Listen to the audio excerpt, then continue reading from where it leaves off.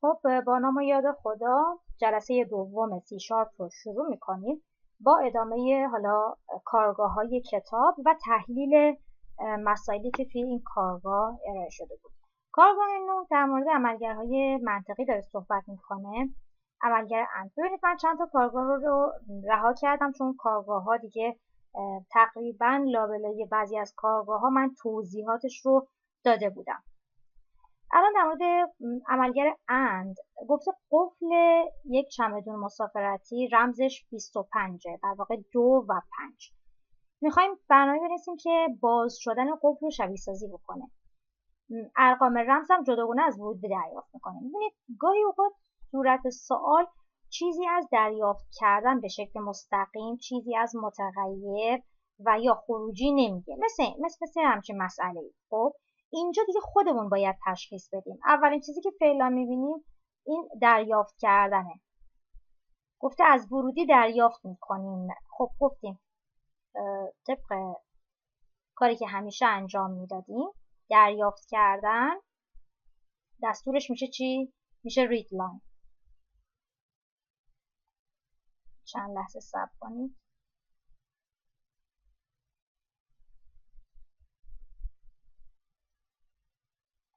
خب پس میایم زیر این قسمت کلمه read line رو مینویسیم.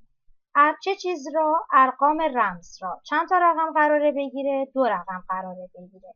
پس اینجا من نیاز به 2 تا متغیر دارم. اسمش رو هم گفتیم هر چی که دوست داریم میذاریم. مثلا x و y. رقمش گفته چیه؟ گفته 2 و 5. پس متغیر باید نوع دادهش رو مشخص بکنیم. سعی میکنیم توی تعریف متغیر نوع داده مناسب رو براش در نظر بگیریم. خب من میام وارد سی شارپ میشم. اول یه پروژه جدید ایجاد میکنم.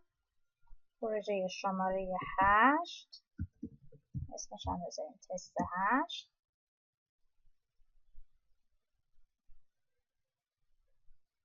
ببینید این کارهایی که انجام میدیم تقریبا میشه گفت در اکثر برنامه ها مشابهه. یعنی اولین کاری که میکنید برید متغیراتون رو تعریف بکنید. میگه من 2 تا متغیر x و y میخوام. چه عددی قراره بگیرن؟ عددی خیلی کوچیک، تک رقمی. خب متغیر از نوع بایت براش کافیه. گفتیم مثل ظرف میمونه دیگه. x و y یعنی چی؟ یعنی یه ظرف برای x برای ورودی، چیزی که از ورودی دریافت میکنیم میخوایم بریزیمش توی x. y هم یه چیزی از ورودی میخوایم دریافت بکنیم بریزیمش توی y.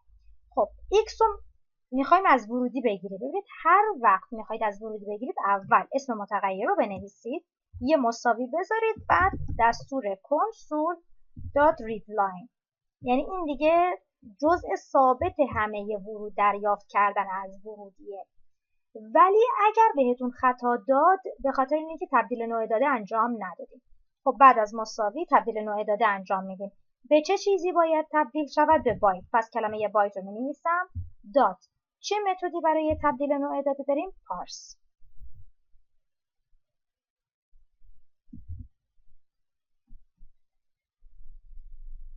اینجا پرانتز باز بستش هم میذاریم.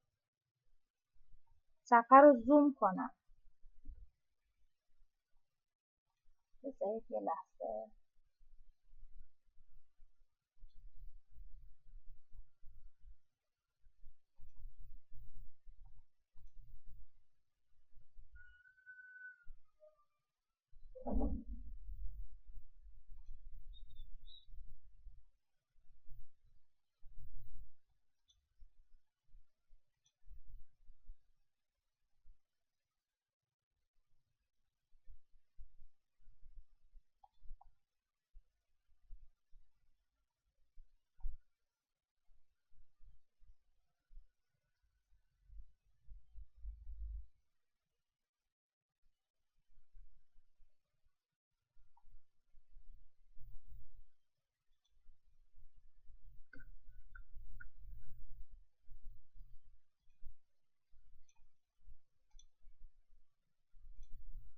من فونت رو بزرگتر کردم. الان براتون بهتر شد.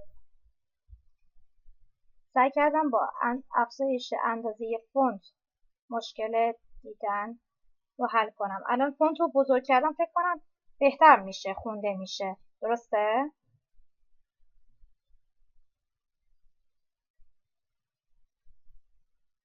برای همه صدا ضعیفه؟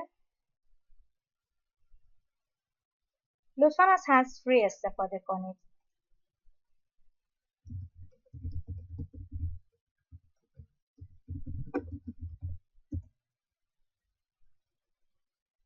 خب پس چی شد؟ برای دریافت از ورودی از دستور ریدلاین استفاده میکنید. خب من اینجا برای وای هم از همین دستور نیاز استفاده کنم. کپی و پیست میکنم. فقط اینجا متغیر وای قرار میدم.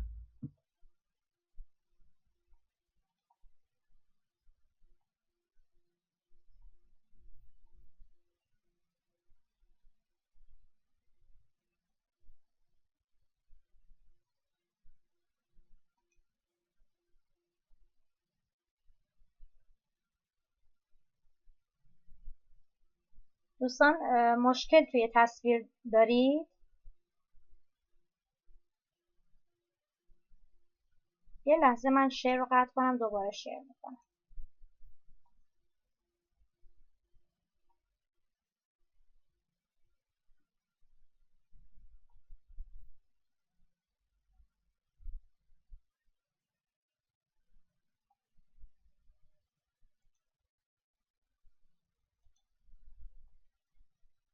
یه چند لحظه لطفا دوستان به من اجازه بدید، من یک بار دیگه شیر کنم.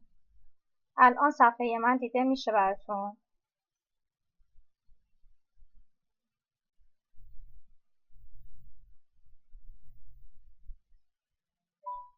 دقت کنید ممکنه قطعی صدا برای اینترنت شما باشه. خب من که دارم کلاس رو ضبط میکنم، بعد از اینکه ضبط کلاس تموم شد توی کانال قرار میدم، میتونید از فیلم هایی که ضبط شدن هم استفاده بکنید. خب من کلاس رو ادامه میدم. پس یک متغیر x تعریف کردم برای رقم اول، یه متغیر y تعریف کردم برای رقم دوم و چون از نوع عددی هستند من از نوع بایت در نظر گرفتم. اما جلسه قبل گفتیم قبل از هر رید لاینی یک رایت بنویسید. پس می نویسیم console.write و داخل رایت پیام بنویسید. داخل رایت با گیومه پیام بنویسید. مثلا اینتر x مساوی، یعنی مقدار متغیر x رو وارد کن. این پیامه رو کپی میکنم، قبل از رید لاین وای هم میذارم، فقط به جای xش کلمه وای یا متغیر وای رو می‌نویسم. حالا چه چیز رو باید برای من چاپ بکنه؟ اگر رقم اول یعنی x برابر با 2 بود و y برابر با 5 بود، اون موقع قفل رو باز کنه یا به عبارتی true باشه. خب میشه برنامه رو به شکل‌های مختلفی نوشت. حالا اینجا چه شکلی نوشته؟ گفته console.writeLine کن، یعنی نتیجه عبارت شرطی رو برای من بنویس. نتیجه چه عبارت شرطی رو؟ پرانتز باز x آیا مساوی 2 هست و 2 تا اند میذارم، پرانتز باز y مساوی 5 هست. این پرانتز باز بسته ها یکیش مال x یکیش مال y. یه پرانتز باز بسته برای خود رایت لاین هم داریم. دقت کنید به این پرانتز باز بسته ها و آکولات باز بسته ها که جفت هستن حتما دقت کنید. اینجا یه عبارته که x رو برابر با 2 مقایسه میکنه که آیا هست یا نیست، مقایسه میکنه y برابر با 5 یا نیست. جواب اند زمانی true میشه که هم x 2 باشه هم y 5 باشه. خب console.readKey برای اینکه در خروجی صفحه خروجی برای ما باقی بمونه. خب بریم اجراش بکنیم ببینیم به چه شکل خروجی رو برای ما به نمایش در میاره. میگه enter x یعنی مقدار x رو وارد کن. من وارد میکنم 3. میگه y رو وارد کن، y رو میدم 5. خب 3 و 5 که رمز ما نیستن. جوابی که من میده میگه فالس، یعنی یه جورایی قفل رو من باز نمیکنم برات، به خاطر اینکه عددی که وارد کردی، رمزی که وارد کردی درست نبوده. ببینید این قسمتی که مربوط به رایت لاین هست تو یک بار دیگه توضیح میدم. ببینید با دستور رایت لاین من میخوام نتیجه عبارت منطقی رو بگیرم. اینجا یک عبارت منطقی دارم که مقایسه میکنه آیا x مساوی 2 هست. یه عبارت مقایسه‌ای دارم بهتره بگم. تو پرانتزم گذاشتمش برای اینکه خاناییش بالاتر بره. آیا y مساوی 5 هست؟ هر وقت دوتا مساوی میذارید یعنی باید به حالت پرسشی بخونید. آیا x 2؟ آیا y 5؟ حالا با عملگر اند میخوایم بگیم که هر دوتای این شرط ها باید برقرار باشند که مثلا قفل ما باز بشه، نتیجه شرط ما درست در بیاد. خب من یه بار برنامه رو اجرا کردم با عدد 3 و 5 به من فالس رو داد. حالا یک بار دیگه برنامه رو اجرا میکنم با عددی که 2 و 5 هن. میگه x رو وارد کن، من x رو میدم 2. میگه y رو وارد کن، y رو میدم 5. الان به من نتیجه ترو رو میده.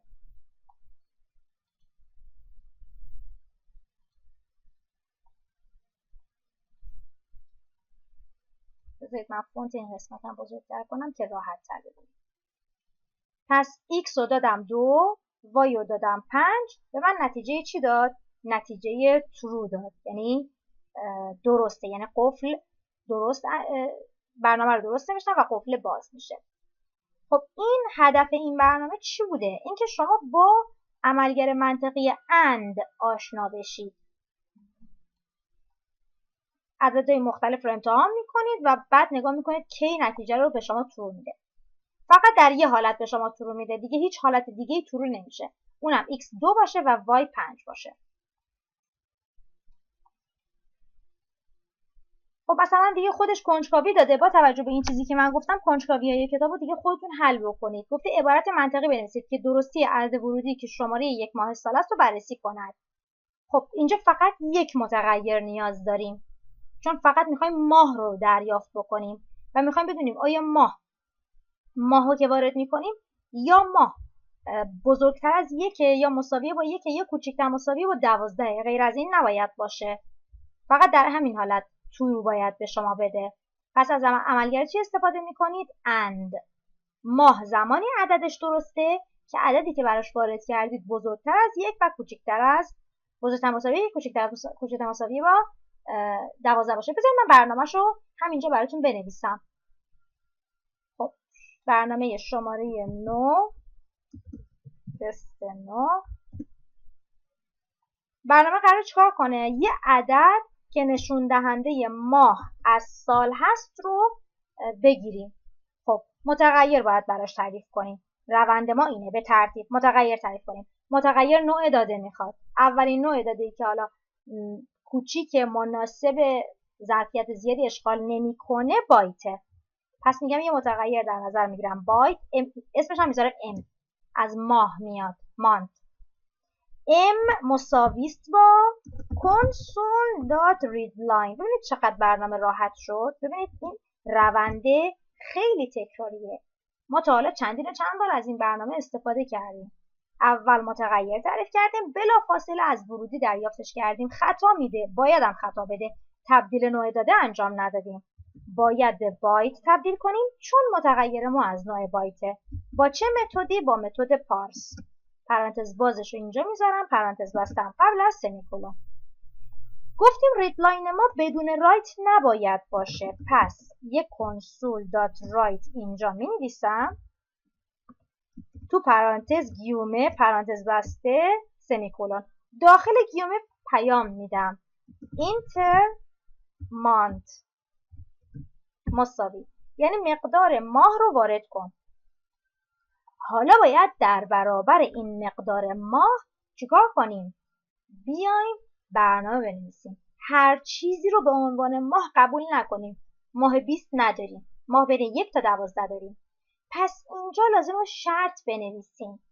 میگیم اگر ماه بین 1 و 12 بود، اون خودمون میگیم دقیقاً به فارسی میگیم اگر بین 1 و 12 بود. همینی که به فارسی میگید و من به سی شارپ می نویسم. اگر به انگلیسی میشه ایف، پس ایف رو می نویسم. پرانتز باز. ماه متغیرش چیه؟ ام. بزرگتر یا مساوی با چند بود؟ 1، چون خود ماه 1 رو هم داریم دیگه.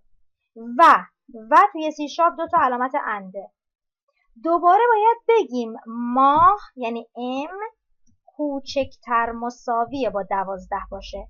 پس ماه یا بزرگتر مساوی با 1 یا کوچکتر مساوی با 12.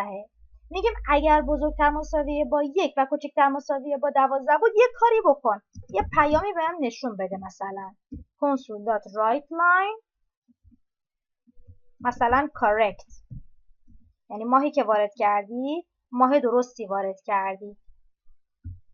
correct. در غیر این صورت else همون پیامه رو می نویسم. بذارید این پیامه رو دیگه خیلی راحت تکراری کپی پیست بکنم. فقط correct نیست، incorrect،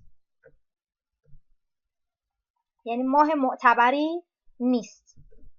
پس با استفاده از دستورات شرطی if و else و ترکیب کردن اون با یک عبارت منطقی میتونیم برنامه‌های بهتری بنویسیم. خب من برنامه رو اجرا بکنم ببینم درست جواب میده. ماه وارد میکنم.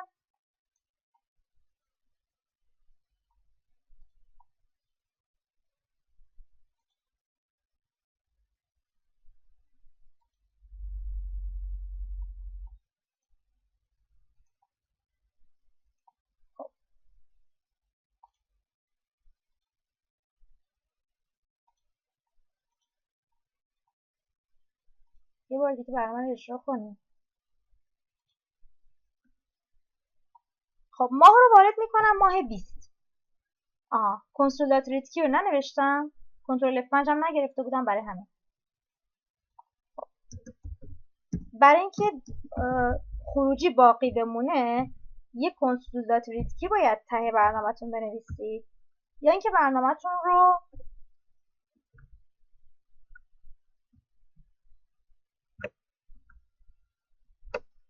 با کنترل F5 اجراش کنید. خب برنامه رو اجرا میکنم. میگه ماه 22.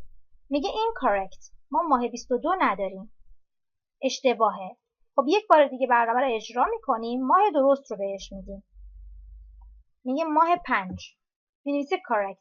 حالا شما بین 1 تا 12 هر چی بدید باید به شما درست رو بده. حالا ببینید این برنامه به همین سادگی ممکنه توی امتحانتون با برنامه‌های دیگه ترکیب بشه. مثلا ممکنه سوال بیاد تاریخ تولدتون رو به روز، ماه و سال وارد کنید. روز باید بین 1 تا 31 باشه، ماه باید بین 1 تا 12 باشه، سالم مثلا برای مثلا هنرجویان حالا رشته دهم از سال مثلا 85 مثلا بپذیره تا 88. مثال دارم میزنم. پس گزینه هایی که مربوط به سوال هستند رو اینجا باید با خلاقیتی که دارید ترکیب بکنید. خودتون برای خودتون مسئله بسازید. پس ببینید اینم یه کنجکاوی که من اومدم به شکل قشنگتری حلش کردم. اومدم با if و else که در ادامه براش توضیح میدم برنامه نوشتم، وگرنه یک دستور یک عبارت منطقی اینجا بود. عبارت منطقی خیلی توی شرط استفاده میشه. خب اینجا یک عملگر منطقی اور داریم که گفته قفل چمدون خراب شده. گفته اگر یکی از رقم‌ها هم درست باشه قفل باز بشه. برنامه همون برنامه قبلی است، ولی اگر یکی از رمزها هم درست باشه اجازه باز شدن به ما بده. یعنی همون برنامه رو نوشته، فقط اینجا از عملگر اور استفاده کرده. بذارید من باز کنم پروژه 8 رو.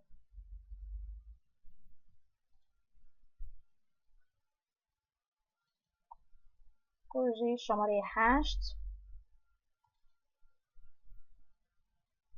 این پروژه شماره 8 که با اند برنامه‌اش رو نوشتم. حالا اگر من به جای این انده از عملگر اور استفاده کنم، اورم برای اینکه بزنید صفحه کلیدتون رو نگاه کنید، شیفت رو بگیرید با، حالا برای من کلیدش بالای اینتره، تقریبا همون هولوش اینتر رو نگاه بکنید، این خط عمودیه رو میبینید، با شیفت بگیرید که درج بشه، دوتاش میشه عملگر اور. حالا اگر من یکی از رمزای قفل رو درست بزنم قبول میکنه، همون 3 و 5 رو میزنم، 3 رو میدم، 5 هم میدم، ببین به من میگه true، در صورتی که قبلا true نمیداد به من، چون قفل مثلا خرابه، با یکیشم داره برنامه درست عمل میکنه. اینم برای این قسمت. حالا من اینو برمیگردونم به اند که این برنامه که نوشتیم خراب نشه. فقط خواستم این کارگاه 10 رو که عملگر منطقی اور هست رو براتون تشریح بکنم که چه کاری انجام میده. خب حالا گفته مثلا کنجکاوی اینجا رو ببینید، عبارت منطقی بنویسید که نشون بده عدد ورودی در محدوده مجاز برای نمره هنرجو نیست. خب نمره هنرجو، شما چه نمره به عنوان نمره قبولی در نظر میگیرید؟ نمره قبولی بین 0 تا 20. یعنی اگر یه نفر نمره خارج از این محدوده وارد کرد قابل قبول نیست. خب شما میتونید به دو شکل این برنامه رو بنویسید، به دو شکل، یا اینکه از عملگر اند استفاده کنید یا از عملگر اور استفاده بکنید. خب بذارید من برنامه‌ش رو بنویسم. یه پروژه جدید ایجاد میکنم، پروژه شماره 10، اسمش هم بدیم تست 10. به ترتیب با هم طبق همون الگویی که گفتم پیش میریم. 1. تعریف متغیر برای نمره. نوع داده میخواد. نمره میتونه 15.5 باشه، پس نمره میتونه اعشاری باشه، پس متغیر باید نوع داده ای انتخاب بکنم براش که بتونه اعشار رو بپذیره. من فلوت رو برای اعشار در نظر میگیرم، نمره اسمش رو میذارم n، پس قدم اول تعریف متغیر انجام شد. بلافاصله از ورودی میگیرم n مساوی است با console dot readline، پایه همه دستورات ورودی. بلافاصله خطا میده، مطمئنم که خطا میده، چون نوع داده ورودی باید فلوت باشه، پس باید به نوع فلوت تبدیلش کنم. بعد از مساوی کلمه فلوت رو می نویسم، نقطه میذارم، متدی که تبدیل نوع داده انجام میده اسمش پارسه، پرانتز باز این ور میذارم، قبل از سمیکولون پرانتز بسته. قانون من چه میگفت؟ قبل از هر ریدلاینی یه دونه رایت بنویسید، console dot write پرانتز باز 2 تا گیومه پرانتز بسته سمیکولون. من همیشه این جفتا رو می نویسم بعد پیاممو میذارم که یادم نره. خب داخل گیومه چه بنویسیم؟ اینتر n مساوی، یعنی مقدار n که نمره است رو وارد کن. مثلا یادت نمیاد بنویس نمره، این دیگه ساده تره دیگه، اینتر نمره رو وارد کن. این پیامه، این هیچ کاری نمیکنه، فقط یک پیام به کاربر نشون میده. خب پیام به کاربر نشون میده، پیام از ورودی دریافت میشه، حالا پیام رفته تو متغیری به نام n. حالا با if بیا بررسیش کن. اگر نمره یعنی n، نمره باید چی باشه؟ میگیم n باید بزرگتر مساوی 0 و 2 تا اند n کوچکتر مساوی 20 باشد. اون موقع چیکار کن؟ یه پیام به کاربر بده، console.write line کن، پرانتز گیومه پرانتز بسته سمیکولون. ببینید السش هم می نویسم، از این کپی میگیرم، کپی پیست این پیام اولی رو میگم مثلا correct یعنی درسته، پیام دومی رو می‌نویسم incorrect نادرسته. پس اینجا با و نوشتم، میگیم نمره باید بزرگتر از 0 و کمتر از 20 باشد. برنامه هیچ فرقی با برنامه ماه نداره. یعنی اگر شما این برنامه رو نگاه کنید و برنامه ماه رو نگاه کنید هیچ فرقی نداره، فقط اونجا متغیر بایت بود چون ماه عدد اعشاری نیست، اینجا متغیر فلوته. اونجا عددا 1 تا 12 بود، اینجا 0 تا 20. برنامه رو اجرا میکنم. نمره وارد میکنم 12.5. خب باز بذار کنترل F5 بگیرم. نمره وارد میکنم 12.5. ببینید 12.5 وارد کردم، میگه correct. چون کنترل F5 گرفتم دیگه اون کنسول که هم ننویسید اشکالی نداره، خود پنجره میمونه، خروجی رو بهتون نشون میده، بعد خودش میگه یک کلید بزن تا پنجره بسته بشه. یک کلید میزنم پنجره بسته میشه، استاپ میشه. پس ببینید این میشه چی؟ این میشه نوشتن برنامه با اند. حالا اگر من بخوام برنامه رو تبدیل بکنم به اور، بعد چیکار کنم؟ میگیم اگر اینو تبدیل کردی به اور، یعنی اگر نمره بزرگتر از 0 بود یا کمتر از 20 بود بگو درسته. میگیم خب باید تحلیل بکنیم دیگه. میگیم نه، نمره کمتر مساوی 0 مساوی دیگه نه، میگیم نمره کمتر از 0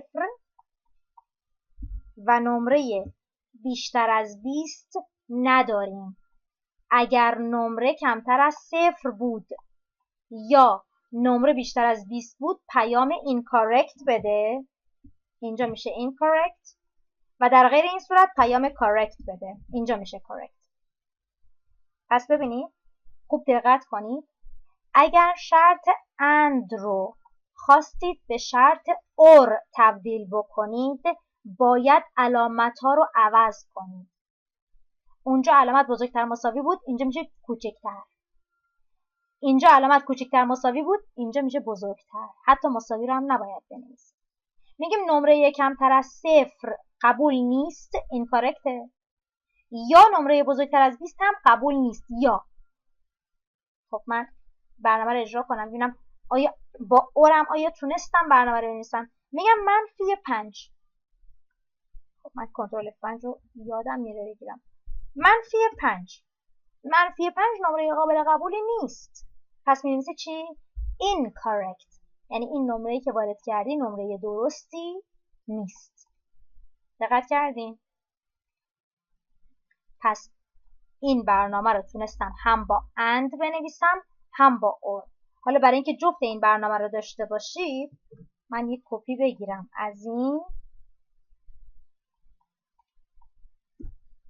اینجا بذارم و اینو تبدیلش بکنم به کامنت. کامنت هم که انشالله میدونید دیگه، کامنت یعنی این تیکه تو برنامه تأثیری نداره. این بزرگتر مساوی 0 میکنم، اینم and میذارم براش، اینم کوچکتر مساوی 20. ببینید اینو عمدن نوشتم، حالا این کدا رو هم بهتون میدم که داشته باشیدش. این برنامه رو برای چی نوشتم؟ برای اینکه اگر خواستید از این برنامه استفاده کنید این تیکش رو بردارید کپی پیست بکنید تو برنامه اصلی، یا این علامت اسلش ستاره و ستاره اسلش رو بردارید.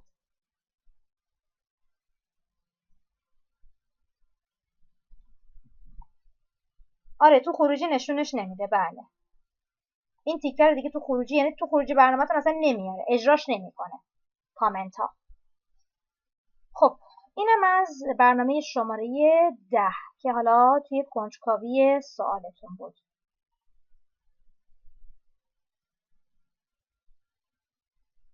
بعد اومده در مورد عملگر منطقی نات صحبت کرده. گفته مدیر هنرستان تصمیم گرفته که اگر هوا مناسب باشه هنرجو رو ببره اردو و برنامه بنویسیم که وضعیت هوا رو از ورود دریافت کند. خب قانون من چی بود؟ دریافت کند. بالاش یا پایینش می‌نویسم read line. چه چیز را؟ وضعیت هوا را. وضعیت هوا رو اینجا براش یه متغیر تعریف میکنم، مثلا x، و وضعیت اردو را تعیین کند. خب وضعیت اردو رو تعیین کند یعنی چی؟ یعنی یه چیزی در خروجی چاپ بکنه دیگه، یعنی یا اردو میبره یا اردو نمیبره. خب بریم برنامه رو بنویسیم. یک پروژه جدید شماره 11 تست 11 به ترتیب. قانون من چی میگفت؟ اول تعریف متغیر. قراره چیکار کنیم؟ وضعیت آب و هوایی رو دریافت بکنیم. دقت کنید وضعیت آب و هوایی رو به چه شکل گفته باید از ورودی بگیریم؟ اینجا رو اگر یه نگاهی بندازید متن وارد کرده، یعنی کلمه کلاودی رو وارد میکنه، کلمه سانی رو وارد میکنه.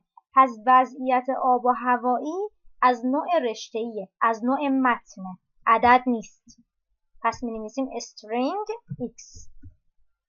x رو از ورودی دریافت میکنیم. console.readline پرانتز باز بسته. دیگه مثل قبل خطا نمیده. همیشه اگر یادتون باشه وقتی که ریدلاین می نوشتیم خطا میداد، زیرش خط قرمز میکشید. الان خطا نمیده و نباید بده، چون ریدلاین آن چیزی که از ورودی دریافت میکند به صورت رشته‌ای یا استرینگ است و متغیر x هم از نوع استرینگ و رشته‌ای است. پس نیازی به تبدیل نوع داده نداریم. خب قانون من چه میگفت؟ قبل از هر ریدلاینی یه رایت بنویسید. گیومش رو بذارید، پرانتز بسته‌اش رو بذارید، بعد برین سراغ پیام نوشتن. چی بنویسیم؟ اینتر x مساوی، به خودتون سختی ندید، مقدار متغیر x رو وارد کن. مقدار متغیر x رو وارد میکنیم. حالا با توجه به اینکه چه چیزی توی مقدار x داریم وارد میکنیم میخوایم تصمیم بگیریم که اردو ببریم یا اردو نبریم. این چی گفته؟ میخوایم بگیم که اگر وضعیت هوا ابری نبود چاپ کن. چه چیزی رو چاپ کن؟ وضعیت هوایی که مخالف ابری بودن هست رو. پس من میگم console.writeline وضعیت آب و هوایی که حالا من متغیرش رو گذاشتم x مساوی نباشد علامت تعجب مساوی با کلمه کلاودی. کلاودی رو همش با حروف کوچیک بنویسم. میخوام بدونم یه console.readkey هم تهش بنویسیم چون ممکنه یادمون بره کنترل F5 بگیریم. خب بریم ببینیم چی شد. ببینید پس چی شد؟ یه متغیر x تعریف کردم، یه پیام چاپ کردم به کاربر که بفهمه چه چیز رو باید وارد بکنه. تو متغیر x از ورودی گرفتم وضعیت آب و هوایی رو اگر مخالف با کلاودی هست رو میگم چاپ بکن. خب من برنامه رو اجرا میکنم. میگم هوا ابریه، کلاودی. هوا ابریه، کلاودی. کلمه کلاودی رو وارد میکنم. پیام میده فالس، یعنی یه جورایی اردو نمیبریم. درسته؟ هوا ابریه دیگه. ما نمیخوایم هوا ابری باشه. اگه هوا ابری نبود خب میگیم خب این دفعه می‌نویسیم سانی. سانی آفتابیه. true. حالا میبریم. پس در صورتی ما به کلمه true برای ما چاپ میشه که یه چیزی غیر از هوای ابری وارد بکنیم. ببینید خیلی این برنامه‌ای که تو کتاب نوشته برنامه‌ای که بگم کاربردیه، نه کاربردی نیست. فقط هدف اینه که شما با عملگر نات آشنا بشید. منم دیگه حالا نیومدم اینجا شروع خروغش کنم. بله ما هستیم آقای محمد. صدای من مگه نمیاد؟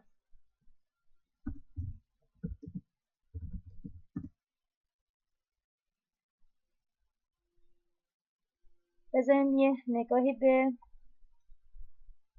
حضار داشته باشیم. دوستان اگر صدای منو دارید یه عدد 1 بفرستین. اگر تا اینجا صدای من رو داشتید کم و بیش.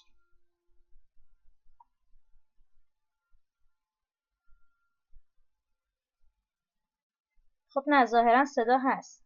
بله.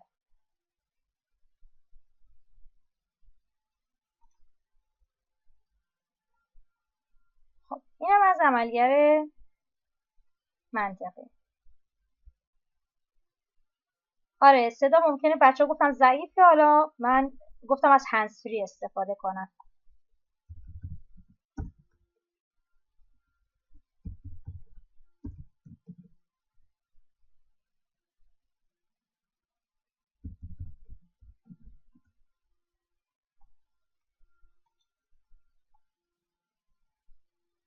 خب ببینید این فعالیت‌های منزل رو هم یه جورایی جدی بگیرید. خب گفته سن و اندازه قد 2 نفر دریافت میشه. آیا 2 نفر همسن و همقد هستند؟ هم همسن هم همقد، یعنی از عملگر و استفاده کنید. آیا همسن یا همقد هستند؟ بینشون عملگر یا قرار بدید. خب مثلا سوالی که گفته از کارمندی که بالای 1 میلیون حقوق میگیره و کمتر از 3 فرزند داره و کمتر از 3 فرزند داره مالیات کسر میشه. برنامه‌ای که با دریافت حقوق و تعداد فرزندان با نمایش ترو یا فالس نشان دهد که آیا از این کارمند مالیات کسر میشه یا نه. بذارید همین برنامه رو الان حل بکنیم. میخوام بهتون بگم که با این توضیحاتی که من توی این 2 جلسه به شما آموزش دادم، شما الان باید قدرت تحلیل مسئله‌تون بالا رفته باشه. برنامه رو میخونیم. دریافت حقوق. پس اولین کار زیر دریافت کردن خط میکشیم، بالاش مینویسیم یا پایینش مینویسیم read line.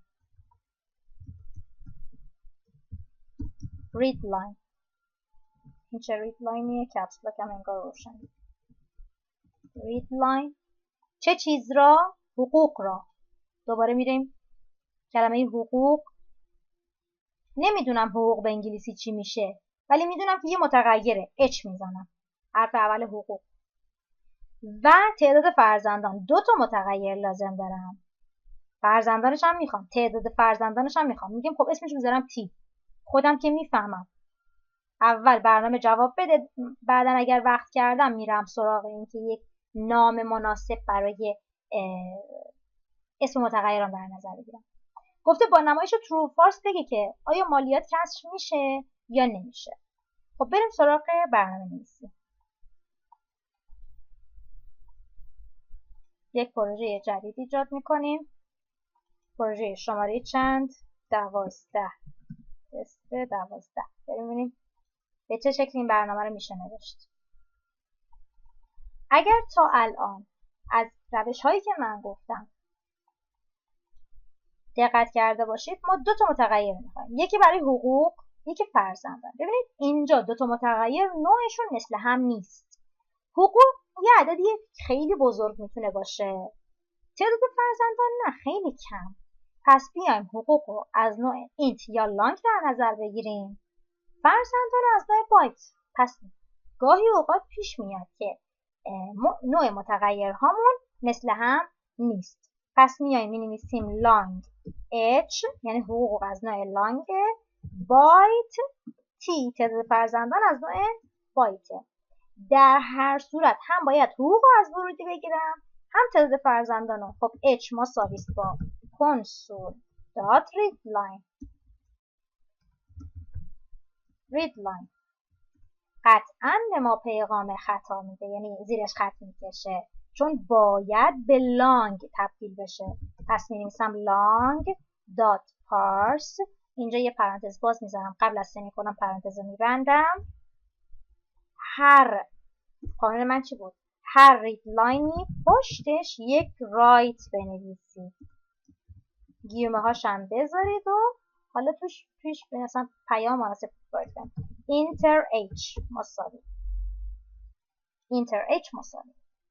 خب این برنامه برای چی بود؟ این برنامه دریافت کردن حقوق بود. اشکال نداره، از این برنامه کلش کپی پیست بگیر، فقط h رو بکن t. اینجا هم h رو بذار t. نوع داده ها که یکی نبود، بازم داره به من خطا میده. اینجا لانگه، من t از نوع بایته، پس این لانگ رو تبدیل به بایت میکنم، ولی دوباره ننوشتمش. دقت کنید، دوباره کاری من نمی کنم هیچ وقت. خب حالا گفته با استفاده از رایت لاین تعیین کن که آیا باید مالیات بده یا نده. خب میگیم console دات چی؟ دات رایت لاین. شرط چیه؟ حقوق بالای 1 میلیون. پس میگم رایت لاین کن h بزرگتر از 1 میلیون and تعداد فرزندان کمتر از 3 تا. t کوچکتر از 3. همین. میگیم چی رو باید برای من چاپ بکنه؟ اینکه h بزرگتر از 1,000,000 باشه و t کوچکتر از 3. اگر این برقرار بود باید مالیات بده. خب یک کنسول ریتکی هم بنویسیم که برای ما خروجی رو چاپ بکنه، یعنی پنجره خروجی بمونه. خب من حقوق رو میدم 2,000,000. فرزنده رو میدم 2 تا. مینویسه true. چرا؟ چون هم حقوقش از 1,000,000 بیشتره، هم فرزنداش از 2 تا از 3 تا کمترن. 2 تا بوده. خب باید مالیات بده. خب حالا میام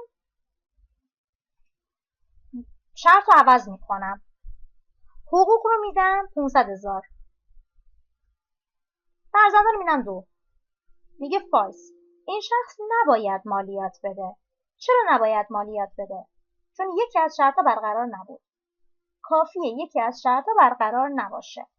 اون وقت مالیات بهش تعلق نمیگیره. پس این برنامه به همین سادگی میتونیم بنویسیم. سوال بعدی. دیگه الان باید نوشتن برنامه و تحلیلش براتون راحت باشه. گفته اگر کاربری با نام کاربری ادمین و گذرواژه پس 1 2 3 داشته باشیم، میخوایم برنامه‌ای بنویسیم که نام کاربری و گذرواژه رو دریافت کند و صحت آنها را با نمایش ترو فالس نشان دهد. خب چه دریافت کند زیرش خط میکشیم.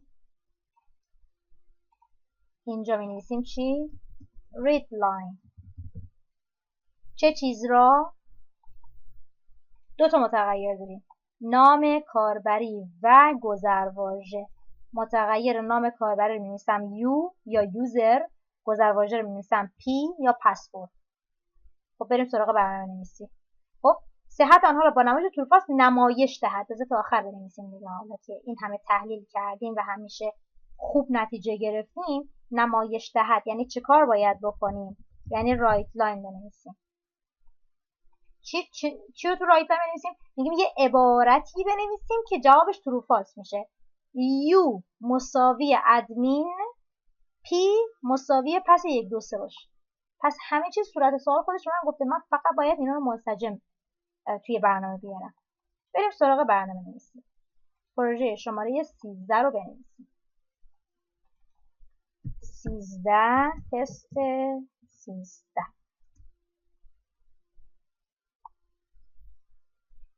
چی میخوایم؟ 2 تا متغیر میخوایم. متغیر از چه نوعیه؟ یوزر و پسورد دیگه. یه رشته است. متن وارد میکنیم. پس استرینگه. استرینگ u و p هر دوتاش از نوع استرینگه. از ورودی دریافت کن u مساوی است با console.readline پرانتز باز بسته. آیا نیاز به تبدیل نوع داده دارم؟ خیر. چرا؟ به خاطر اینکه از نوع استرینگه. استرینگ نیاز به دستور پارس نداره.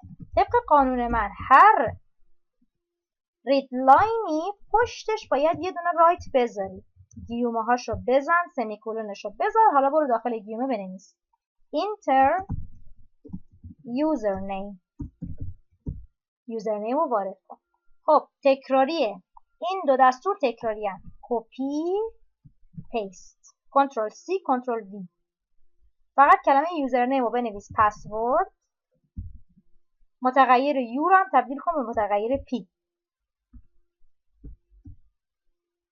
حالا با استفاده از console.writeLine نتیجه شرط رو بنویس. میگیم u باید مساوی باشد با کلمه ادمین و 2 تا اند میذارم. p باید مساوی باشد. ببین وقتی میگید باید مساوی باشد یعنی دارید بررسی میکنید که آیا مساویه یا مساوی نیست. باید 2 تا علامت مساوی بذارید. پس 1 2 3. دقت کنید حروف کوچیک و بزرگ اهمیت داره. یک کنسول دات ریدکی هم تهش می‌نویسم.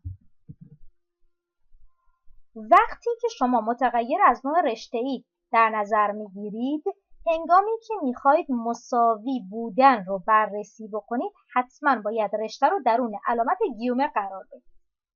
ببینید حتما باید درون علامت گیومه باشه. خب من برنامه رو اجرا میکنم. میگه یوزر وارد کن. می‌نویسم درساره.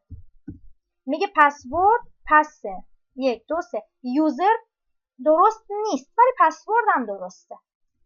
می‌نویسه فالس، یعنی اجازه ورود ندارم. ترو به من نمیده چون یوزرم یوزر درستی نبوده. خب چیکار کنم که یوزرم رو قبول بکنه به عنوان یوزر درست؟ میگیم یوزرم باید ادمین بنویسی، تازه با ای بزرگ. پسوردم باید بنویسی پس 1 2 3 با پی بزرگ. اگر جفت این رو کاملا درست نوشتی و حروف بزرگ و کوچیکش هم در نظر گرفتی، اون موقع من اجازه ورود بهت میدم و نتیجه شرط من ترو میشه. این برنامه یوزر پسورد معمولا توی خیلی از برنامه‌ها استفاده میشه که مثلا کاربر اول یوزر پسوردش رو وارد بکنه. اگه یوزر پسوردش درست بود بعد مثلا اجازه بده که یه سری کارها رو انجام بده. خب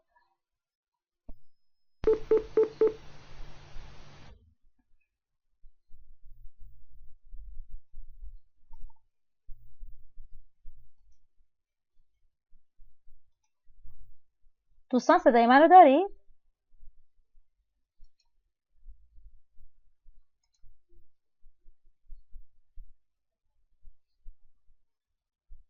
صدا هست؟ خب رسیدیم به پایان این واحد کاری. چون 2 تا واحد هست، واحد یادگیری 1 تمام شد. البته من داخل واحد یادگیری 9 کار با ساختار شرطی رو هم ایف رو هم یه جورایی توش گنجوندم. توی مثال ها لازممون میشد که از ایف استفاده بکنیم.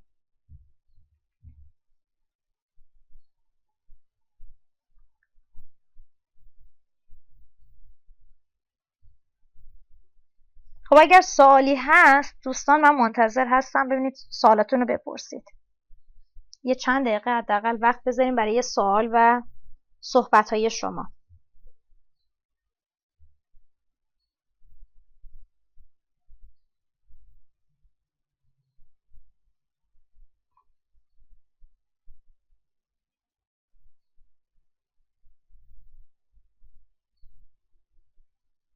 سوالی هست بچه‌ها؟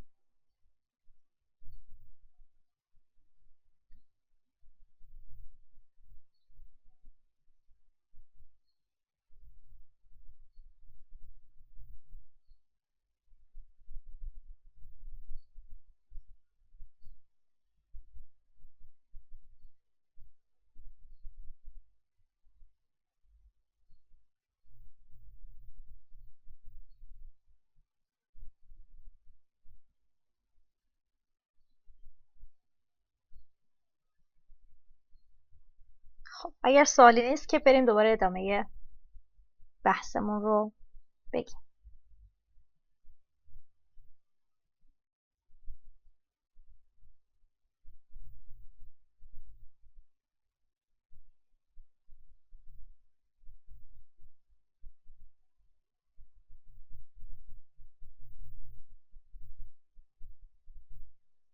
خب سوال. خب خانم ملیکا بفرمایید سوالتون رو. اگر با وایس میتونید وایستون رو فعال کنید، اگرم نه میتونید تایپ بکنید.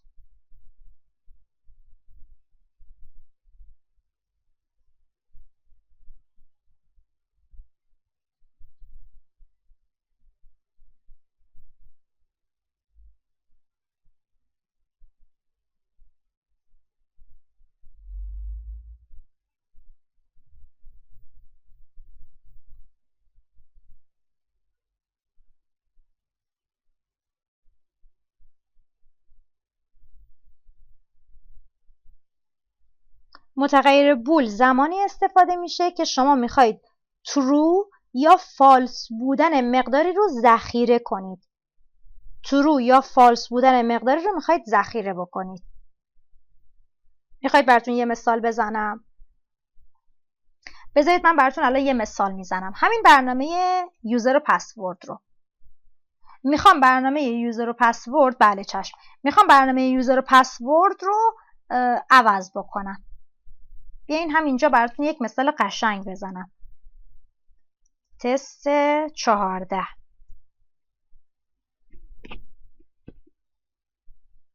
میخوام برنامه بنویسم که یوزر و پسورد رو از من بگیره. خب من برنامه‌شو که قبلا نوشتم دیگه. اگه یوزر و پسورد درست بود یه کاری برای من انجام بده.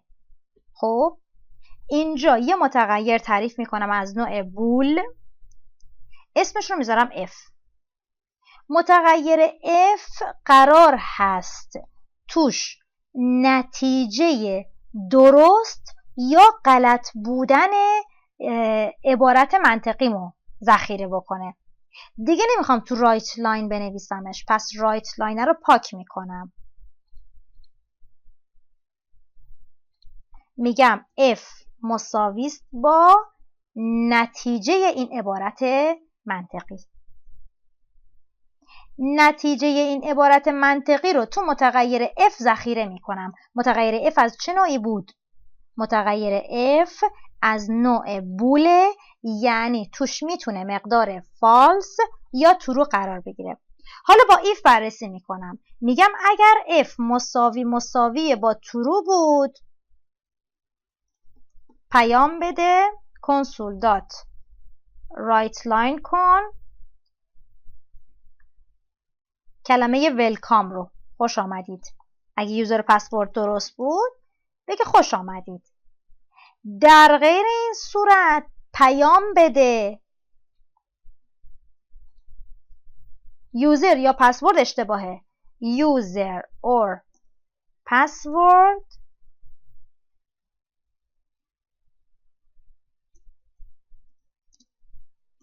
is invalid، یعنی یوزر یا پسورد شما معتبر نیست. پس چی شد؟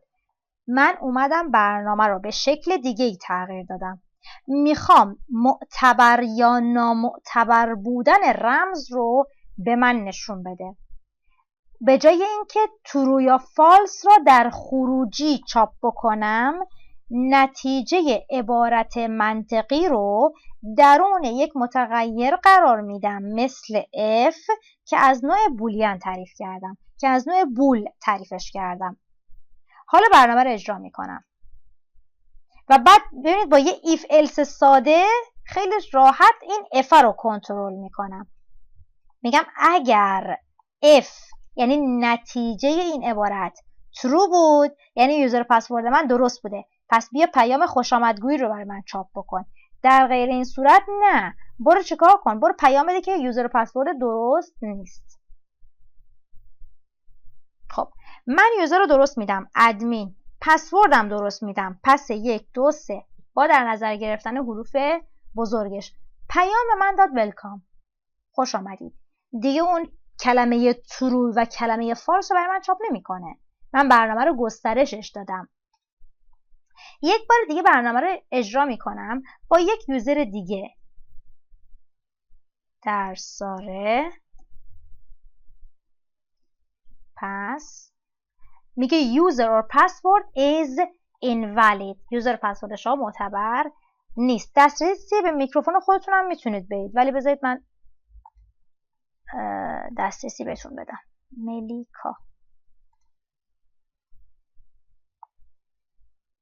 میتونید صحبت کنین الان.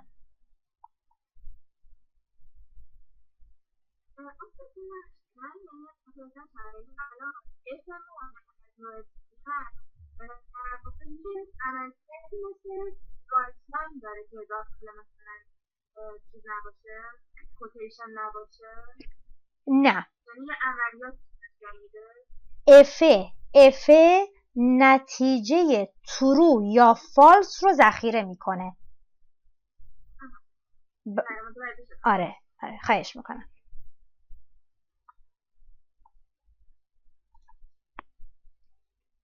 دوستان دیگه کسی سوالی نداره؟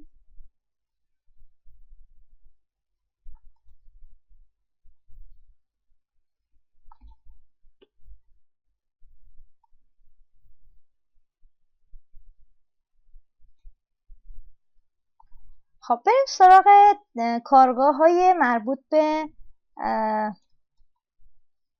کارگاه واحد کاری 10. ببینید بعضی از مثال‌هایی که تو کتابتون هست واقعا از دید من مثال‌های بسیار نامناسبی هستند. مثلا گفته میخوایم برنامه بنویسیم که مزایای دو روش پرداخت قبوز آبرق رو مشخص کنه. مراجعه به بانک میشه پرداخت قبوز، استفاده از پرداخت الکترونیکی میشه پرداخت قبوز، کاهش ترافیک. یعنی به هر کی این برنامه رو بدی اصلا نمیدونه که باید عدد 1 و 2 باید وارد بکنه. اصلا هیچ جای این برنامه تعیین نکرده که متغیری از ورودی دریافت بکنید که اگر 1 رو زد این بشه، اگر 2 رو زد اینو چاپ بکنه. یعنی این جور سوال دادن به نظر من یه جورایی سردرگم کردن هنرجوه. من فقط تحلیل میکنم اینجا، ببینید، یعنی فقط روی این برنامه میخونم، وگرنه این برنامه هیچ ارزش علمی هم نداره. گفته این رایت لاین اول پیامه که من میگفتم و من همیشه میگفتم رایت بنویسید و بازم میگم رایت بنویسید، رایت لاین ننویسید. رایت لاین باعث میشه که اون چشمک زنتون بره خط پایین. پس console.write بنویسید، یه پیام چاپ بکنید. بعد یه متغیر از نوع بایت تعریف کرده که با رید لاین از ورودی گرفته و با متد پارس اون رو به بایت تبدیل کرده. یه نکته فقط اینجا نهفته است، من همیشه متغیرام رو اول تعریف میکنم، کتاب هر جایی که لازم بوده تعریف کرده. مهم اینه که بدونید دوبار نباید تعریف بکنید، نباید یه متغیر بالا تعریف کنید پایینم همون رو تعریف بکنید، یه جا باید تعریف متغیر اتفاق بیفته. بعد گفته اگر 1 بود چاپ بکنه pay bills، اگر 2 بود 2 تا چاپ بکنه، هم pay bills هم reduction of traffic. خب برای یک هنرجویی که این برنامه رو میبینه و تازه با C# آشنا شده و تازه میخواد ای ساختار ایف رو یاد بگیره، خب شاید چنین برنامه‌هایی گیجش بکنه. دانش آموز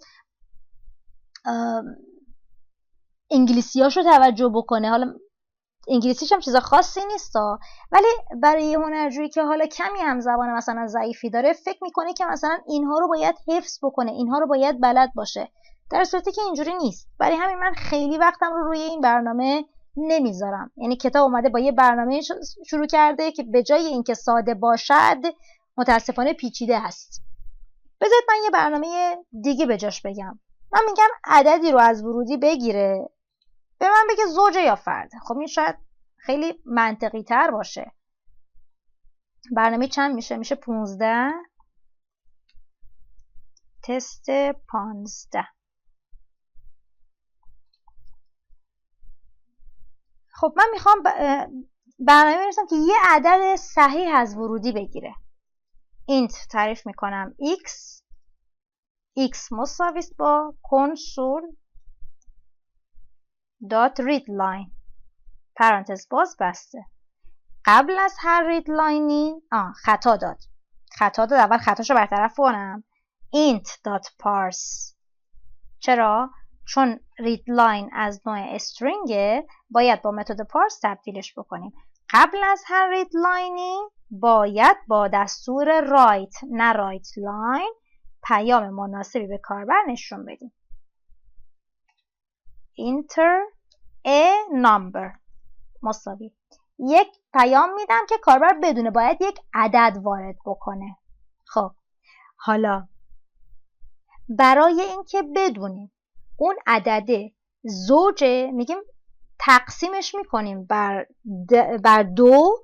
اگه باقی موندهش 0 بود اون موقع میگیم آره زوجه. پس یه متغیر نیاز داریم برای اینکه باقی مونده رو به دست بیاریم. میتونید بدون تعریف متغیر توی ایف این کار رو انجام بدید. مهم اینه که این ایف رو میخواید. میگیم اگر عدد، میگیم عدد x تو متغیر x ذخیره شده، درصدش بر 2. میگیم درصد 2 یعنی چی؟ میگیم درصد 2 یعنی باقی مونده تقسیمش بر 2 مساوی چند بود؟ مساوی 0 بود. اون موقع یه کاری بکن. اون موقع یه پیام چاپ کن، console.writeLine کن، زوج بودن، even یعنی زوج، odd یعنی فرد. در غیر این صورت چی میشه؟ میگیم در غیر این صورت همین پیامه ولی دیگه زوج نیست، فرده، odd. یه console.readKey هم تهش می نویسم console.readkey برای اینکه خروجیش بمونه. برنامه خطا میده. بذار برنامه اجرا بکنم. برنامه خطا میده. اجازه نمیده. خب اینجا ببینیم چی میگه. cannot implicitly convert type int to bool. میگه من نمیتونم تبدیل نوع داده بکنم. اینجا میگه سمت چپت یه ایرادی داره. بعد نگاه میکنم میگم خب چه ایرادی ممکنه این برنامه من داشته باشه. خوب دقت بکنید. ما داخل if هیچ وقت مقدار دهی نمی کنیم. ما داخل if فقط مقایسه می کنیم. این چیزی که نوشتیم نشون دهنده مقایسه نیست. اگر یادتون باشه من توی مثالهای قبلی گفتم هر وقت میخواید دو تا عبارت رو، الان من میخوام x% 2 رو با عدد 0 مقایسه بکنم. چه چیزیش رو میخوام مقایسه بکنم؟ مساوی بودن رو. برای اینکه مساوی بودن رو بررسی بکنم باید 2 تا مساوی بذارم، نه یه دونه مساوی. من عمدن این به این شکل نوشتم که شما خطاش رو ببینید و بتونید خطاش رو برطرف بکنید. خب برنامه رو اجرا میکنم. میگه عدد وارد کنید. 12. میگه 12 ایونه. 12 یه عدد زوجه. خب استاپ میکنم. برنامه رو اجرا میکنم برای یه عدد فرد. 7 رو وارد میکنم. میگه عدد 7 عاده یا فرده. این مثال حداقل به هنرجو کمک میکنه تمام آن چیزی که در مورد تعریف متغیر، چاپ پیام، دریافت از ورودی، تبدیل نوع داده که قبلا گفتم انجام بده. یعنی این 3 خط رو قشنگ با توجه به کارگاه هایی که توی واحد یادگیری قبلی بود باید هنرجو بتونه انجام بده. تنها چیزی که اضافه شده چیه؟ این if else است که داخل این if else هم چیز خاصی ننوشتم، فقط پیام چاپ کردم. یعنی این رایت لاین داخل if و else هم هیچی. تنها چیزی که برای هنرجو باقی مونه اینه که بفهمه برای اینکه یک عدد تشخیص بدهد زوج باشد چی رو باید بنویسه. میگیم قانونش ثابته دیگه، اینو دیگه تو ذهنت داشته باش. هر عددی باقی ماندهش بر 2 شد 0، یعنی اون عدد زوجه. در غیر این صورت اون عدد فرده. این حداقل به هنرجو یاد میده، کمک میکنه که if رو یاد بگیره، else رو یاد بگیره. وگرنه این مثالی که اینجا آورده شده هیچ کمکی به هنرجو در درک if و else نمی کند. یه مثال دیگه میزنم. میخوام یه عدد از ورودی بگیرم تشخیص بده عدد بزرگتر از 0 یا کوچکتر از 0. خب یا بهتر بگیم مثبت یا منفی. چرا اجرا کردم؟ خواستم یه پروژه جدید ایجاد بکنم. مسئله چند بودیم؟ 15 بریم مسئله 16 رو حل کنیم. مسئله شماره 16 تست 16. پس یه بار دیگه صورت مسئله رو میگم. الان با گفتن صورت مسئله شما باید به مرحله‌ای برسید که به صورت ذهنی بتوانید برنامه بنویسید. خب یک بار دیگه صورت مسئله رو میگم، ذهنی حلش بکنیم. ذهنی بگیم چی میخوایم. برنامه‌ای که یک عدد رو از ورودی بگیره و تعیین بکنه مثبت یا منفیه، یعنی پیامی مثبت بودن یا منفی بودن رو در خروجی برای من چاپ بکنه. اولین چیزی که گفتیم دریافت بکنه. چه چیز را؟ عددی را. متغیر میخوایم. پس میایم یه متغیر تعریف میکنیم، مثلا از نوع int، اسمش رو میذاریم n. از ورودی دریافت کند n مساوی است با console.readline. از ورودی دریافت کرد، پرانتز باز بستش هم میذارم. مطمئنم که زیرش خط قرمز میکشه دیگه. قشنگ همه اینا رو به خودتون بگید. چرا؟ چون تبدیل نوع داده نکردم. باید به int تبدیل بشود. با چه متدی؟ میگیم با متد parse. int.parse یه پرانتز باز میذارم اینجا، قبل از سمیکولن پرانتزش رو میبندم. قبل از هر رید لاینی چی میخواستیم؟ write. پس یه console.write مینویسم، پرانتز و گیومه هاشو همه میذارم، سمیکولنش هم میذارم. آخر دستور داخل پرانتز پیام مینویسم اینتر n مساوی، یعنی مقدار ورودی رو برای متغیر n وارد کن. تا اینجا که دیگه همه مسئله ها داشتن، تا اینجا کار خاصی نکردیم. از اینجا به بعده که ما میخوایم بگیم مثبت منفی چیه. میگیم عدد بزرگتر از 0 فوت میشه مثبت، در غیر این صورت منفی. تمام. ببین اگر پرانتز باز عدد بزرگتر از 0، یه کاری بکن، یه پیامی به من بده. کنسول دات رایت لاین گیومه هاش رو میذارم، else دیگه نمی نویسم، همینه دیگه، فقط پیام توش عوض میشه. یه کپی یه پیست. میگیم بزرگتر از 0 بگو مثبته. مثبت به انگلیسی میشه پازیتیو. تو امتحان یادت نمیاد، اشکال نداره، بنویس مثبت. اینو که دیگه نمیخواد کاری بکنی. منفی. مهم اینه که به هنرآموزت نشون بدی که چی؟ که یادش گرفتی. خب یه کنسول دات رید کی هم انتهای برنامه بزنیم و برنامه رو اجرا کنیم. دیگه الان نوشتن این برنامه در عرض 2 دقیقه باید توسط هنرجو انجام بگیرد. حالا من یکم بهتون پوان میدم، 2 دقیقه رو میگم 4 دقیقه. خب برنامه رو اجرا میکنم. اینتر n، یه عدد وارد کن. 25. میگه مثبته. راستم میگه 25 مثبته. استاپ میکنم، برنامه رو یه دور دیگه اجرا میکنم. یه عدد منفی میدم. منفی 9. مینویسه منفی. منفی. ببین چشمک زن میره پایین ها. دقت کنید علت پایین رفتن چشمک زن به خاطر نوشتن دستور رایت لاینه. رایت لاین چاپ میکنه، چشمک زن رو یه خط میبره پایین. مهم اینه که الان شما این ساختار ایف و الس رو متوجه بشید. حالا بریم ببینیم دیگه کتاب مثال‌هاش چیان. پس کارگاه 1 رو خودتون اگر دوست داشتید تحلیل بکنید. من همینجوری از روش خوندم تحلیل کردم، وگرنه ارزش علمی نداره. مثلا این برنامه رو یه نگاهی بهش بندازید. میخوایم قسمتی از برنامه هدایت یک خودروی بدون سرنشین را برای عبور از چراغ قرمز طراحی کنیم. خب این صورت سواله. الان به نظر شما دانش آموز یا هنرجو فقط همین قسمت رو بخونه میتونه برنامه بنویسه؟ خب کجا اون قسمتی که باید بگی از ورودی چی دریافت کن، چه چیز رو در خروجی چاپ کن. بعد اسم متغیراش یه نگاهی بندازید. مثلا vehicle condition. خب معلومه که هنرجو کلمه vehicle condition رو ببینه کلن برنامه نویسی یادش میره.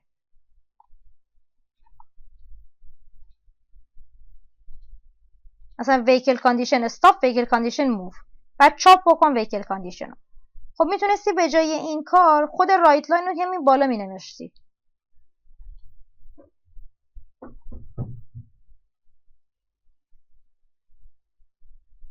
مثلا این برنامه حالا بد نیست. فعالیت منزلش برنامه‌ای که میزان سوخت موجود در یک خودرو رو از ورودی خوانده.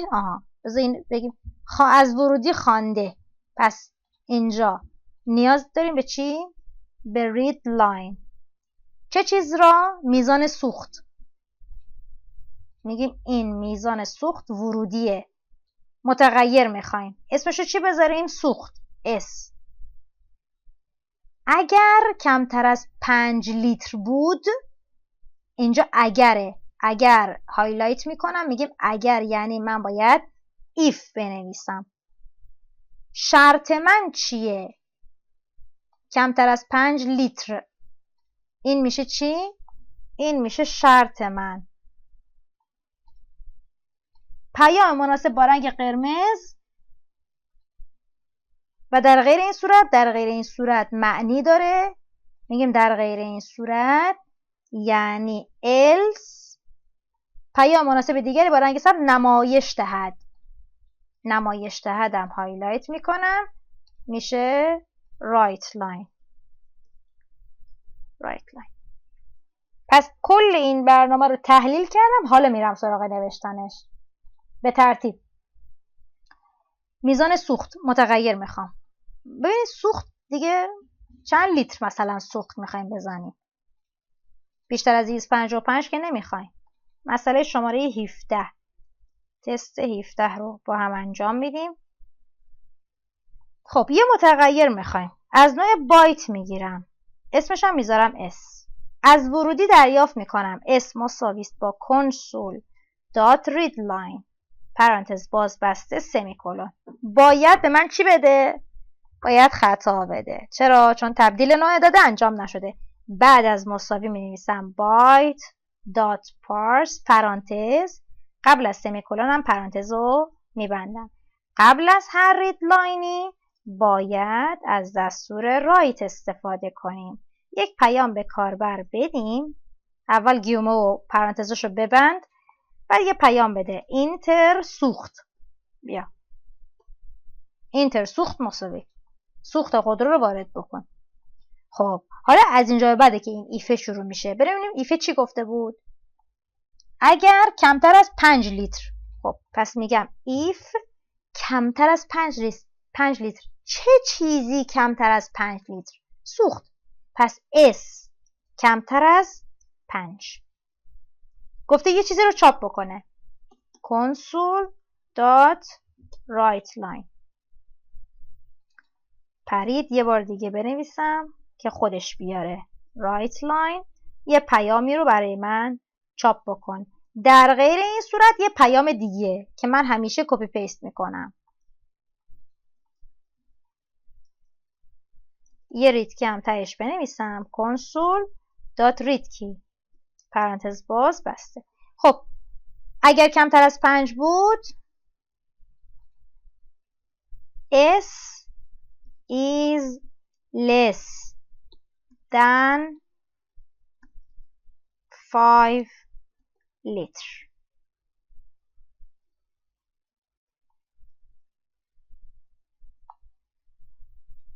خب بعدی این less رو می‌نویسم more.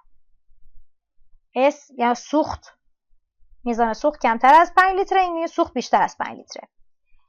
خب ببینید پیام مناسب با رنگ قرمز، پیام مناسب با رنگ سبز، اینها دیگه مربوط به کارگاه پودمان قبلیتونه دیگه. حالا من وقت کلاس رو برای اینکه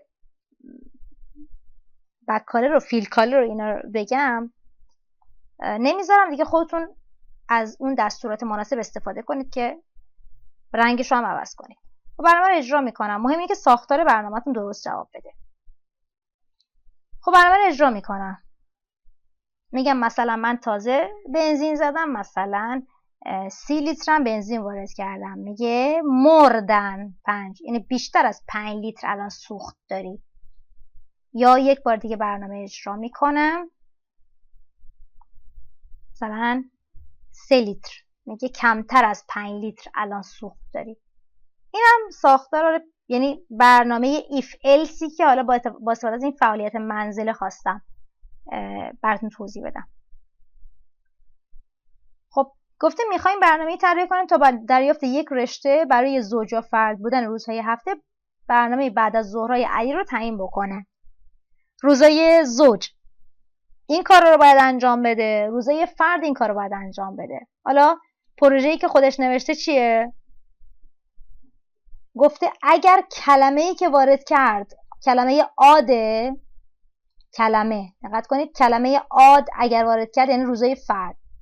روزهای فرد مطالعه میکنه، کلاس انگلیسی داره، نماز میخونه و مثلا ملاقات میکنه پدر بزرگ مادر بزرگشون. و اگر کلمه‌ای که وارد کرد برای روز ایون بود یعنی زوج بود، مطالعه میکنه، ورزش میکنه، نماز میخونه و برنامه‌نویسی سی شارپ انجام میده. یعنی پیامی که چاپ میکنه انگلیسی شده همیناست، چیز عجیب غریبی نیست. خب اینم برای آسانسوره که گفته در یک اداره 24 طبقه 2 دستگاه آسانسور برای طبقات زوج و فرد و 1 نفر جهت راهنمایی مراجعه کنندگان وجود داره که با پرسش از افراد آسانسور مناسب رو مشخص میکنه. گفته میخوایم برنامه بنویسیم که چیکار بکنه؟ با وارد کردن شماره طبقه، پس همینجا تحلیل میکنیم. شماره طبقه تی، طبقه متغیر تی، وارد کردن رید لاین، پس اینجا یه رید لاین میخوایم. آسانسور مناسب رو مشخص کنه. آسانسور A طبقات فرد، آسانسور B طبقات زوج. پس اگر فرد بود عدده پیام چاپ بکنه A، اگر زوج بود پیام چاپ بکنه B. خب پس برنامه‌شو یه جورایی قبلا هم نوشتم، همون برنامه زوج و فرده، فقط پیامی که چاپ میکنه متفاوته. خب من اینجا می نویسم برنامه 18 تست 18. برنامه زوج و فرد چه میگفت؟ عین همونو می نویسیم. میگیم یه متغیر تعریف میکنم از نوع بایت، اسمش رو میذارم تی برای طبقه. تی رو از ورودی دریافت میکنم. دیگه اینقدر این برنامه رو نوشتیم دیگه باید تکراری باشه. کنسول دات ریدلاین پرانتز باز بسته سمیکولن باید خطا بدهد. چرا؟ چون تبدیل نوع داده انجام ندادیم. بایت دات پارس پرانتز باز قبل از سمیکولن پرانتز بسته.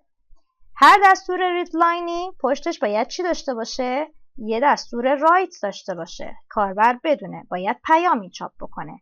گیومه ها و پرانتز بسته هاشو میذاریم داخل گیومه می نویسیم اینتر تی طبقه. اینجا طبقه اینتر طبقه رو وارد کن. خب طبقه رو وارد میکنه. حالا اگر طبقه یعنی اگر متغیر تی درصدش با چند؟ با 2 مساوی بود با 0 یعنی چیه؟ زوجه. خب کنسول دات رایت لاین تو گیومه B. در غیر این صورت همین پیام A. چرا؟ خودش گفته بود آسانسور B زوج. پس ببینید اینجا درصد 2 یعنی زوج بودن. اگر درصد 2 باقی مونده شد 0 یعنی آسانسور زوجه. پس باید بره آسانسور B رو انتخاب بکنه. در غیر این صورت آسانسور چی؟ آسانسور A. به همین راحتی تمام شد. یعنی برنامه هیچ فرقی با برنامه‌ای که من قبلا نوشتم نکرد، فقط پیامی که چاپ میکنه فرق میکنه. حالا توی کتابتون گفته elevator A elevator B، برنامه‌ای هم که کتابتون نوشته اشتباهه. چرا؟ چون گفته درصد 2 A و B. این برنامه جابجا نوشته این قسمتش رو. حالا گفته اگر برنامه رو اجرا بکنین ببینید اصلا درست هست یا نه. خب 12 میشه چی؟ زوج. کدوم آسانسور زوج بود؟ آسانسور B.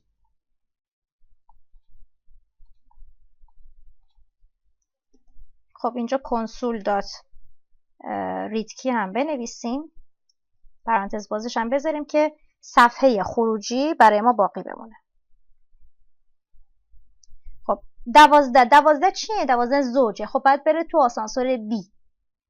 خب یک برنامه رو یه بار دیگه اجرا میکنم. میگم میخوام برم طبقه 34. میگه بازم برو آسانسور B، در صورتی که ما 24 طبقه بیشتر نداشتیم. برنامه رو نگاه کنیم یه بار. کنترل خطا نکردیم. 24 طبقه است. 34 طبقه ندارم. برنامه جلوی منو نمیگیره اگر من تعداد طبقاتم رو بیشتر از 24 وارد کردم. پس باید برنامه من، یعنی ببینید خوب دقت کنید، این برنامه یعنی زوج و فرد بودن زمانی باید انجام بشود که من اول عددم رو بررسی کرده باشم بیشتر از 1 و کمتر از 24 باشه، بعد این کار رو انجام بده. در غیر این صورت من میگید عددی که وارد کردی درست نیست. پس بیایم چیکار کنیم؟ بیایم این ایفه رو یه چند تا فاصله ایجاد کنیم. فکر کنید شما اصلا این ایفه رو ننوشتید. خب من عمدن فقط تا اینجا میارم. شما یه عدد وارد کردید، تو متغیر تی هم ذخیرش کردید، اینم طبقتونه. پس قبل از اینکه برید بگید برو نگاه کن زوجه یا فرده، اول بگو عدد درسته، عدد باید بزرگتر از 1 و کمتر از 24 باشه ها. پس بیا با یه ایف اینو کنترل کن. میگیم اگر t بزرگتر مساوی با 1 و t کوچکتر مساوی با 24 بود، اون موقع یه کاری بکن. در غیر این صورت پیام چاپ کن. در غیر این صورت console.writeLine مثلا incorrect درست نیست، اون عددی که وارد کردی ما همچین طبقه‌ای نداریم. خوب دقت کنید. اول کنترل بکنید آیا عددتون بین محدوده‌ای که باید هست یا نه. در غیر این صورت یه پیام چاپ کن. حالا این وسط چی کار کنم؟ اگر عددی که وارد کردم درست بود، اینجا چی کار کنم؟ یا آکولات باز بذار یا آکولات بسته بذار، برای اینکه راحت بفهمی چی کار کردی. یا آکولات باز بذار یا آکولات بسته بذار. اون برنامه‌ای بود که قبلا نوشتیم زوج و فرد بودن رو بررسی میکرد. این پایین گذاشتمش. این تیکه رو ببر کاتش کن، کنترل ایکس بزن، ببر داخل این بذار. پس یه ایف بیرونه که کنترل میکنه عدد بزرگتر از 1 و کوچکتر از 24. یعنی شماره طبقت درسته. اگر شماره طبقت درست بود، حالا برو بگو بره آسانسور B یا بره تو آسانسور A. خب اگر شماره عددی که وارد کرده بودیم درست نبود چی؟ اگر این ایف جواب نداد چی؟ میگیم جواب نداد، خب پیام خطا چاپ کن دیگه. بگو شمارت درست نیست، این کارکته. حالا بریم این فضای خالیه رو پاک کنیم.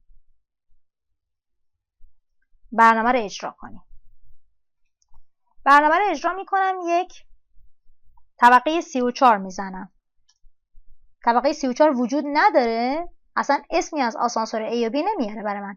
میگه این کارکت، میگه این طبقت اشتباهه. حالا یک طبقه درست میزنم. خود طبقه 24 رو میزنم. اصلا 24 درسته دیگه. میگه بله طبقه 24 داریم و برای طبقه 24 چون طبقه زوجی هست باید سوار آسانسور B بشی.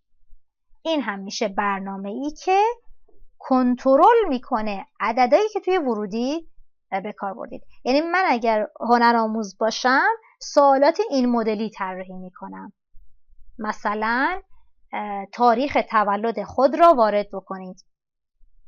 تو تاریخ تولد باید کنترل انجام بدید، هم برای روز هم برای ماه. یا میگم نمره مثلا هنرجو رو وارد بکنید. شما نمره که وارد میکنید نمره نباید خارج از 0 و 20 بدید. خب مثلا این سوال خوبیه به نظرم. خب اینم از این قسمت. خب دیگه فکر میکنم برای امروز کافی باشه. اگر سوالی هست من در خدمتون هستم.